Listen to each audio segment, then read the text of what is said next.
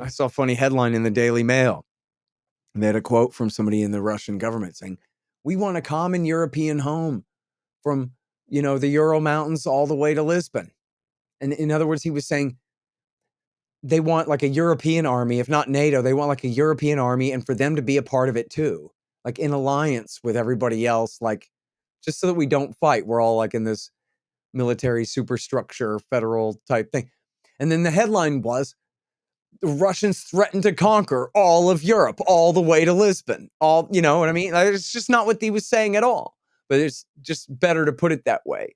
Um, and like frankly, too, it's the same thing with North Korea and the same thing with Cuba, right? That you're just not allowed to be independent from the American empire at all. You're not allowed to tell Uncle Sam no.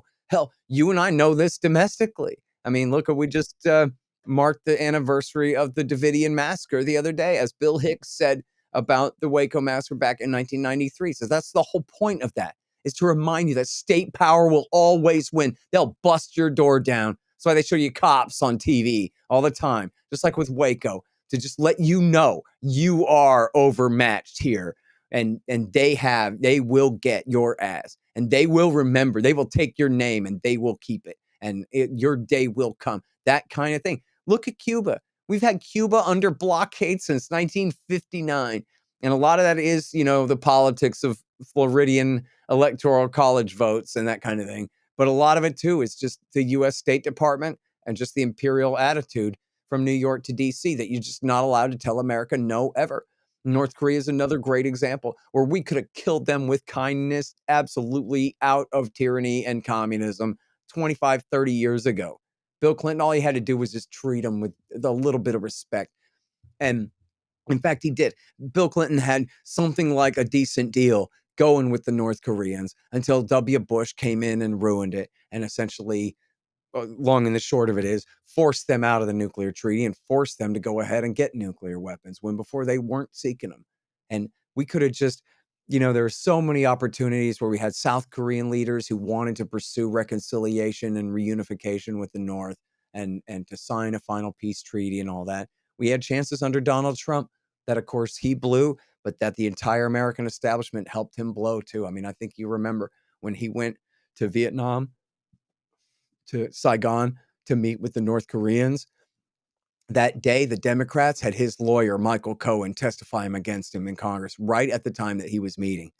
And then they had this narrative that Trump is weak and naive and foolish and stupid, and he's going to give away the whole store to Kim Jong-un. Kim Jong-un is going to walk all over him. Kim Jong-un is going to run circles around him. Kim Jong-un is going to trick and deceive and manipulate our naive, guileless president into just giving away everything, and North Korea will be the great victor, and Donald Trump and America their victim.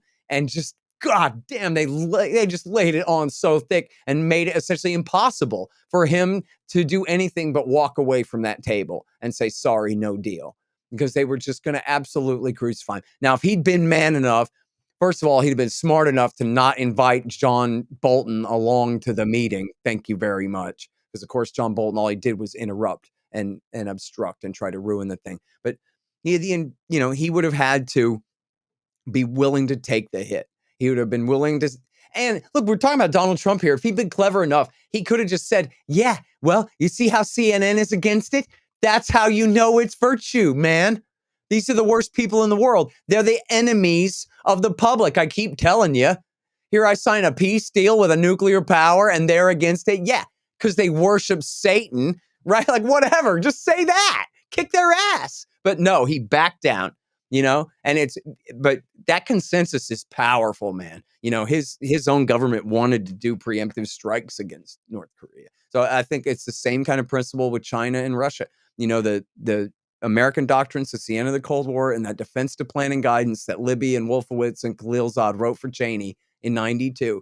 It says, we'll not allow there to be any near peer competitor to us. We'll not allow any military power or combination of powers on the planet to even consider building up enough to threaten us. It's a unipolar world, and we're going to structure it such that it stays that way.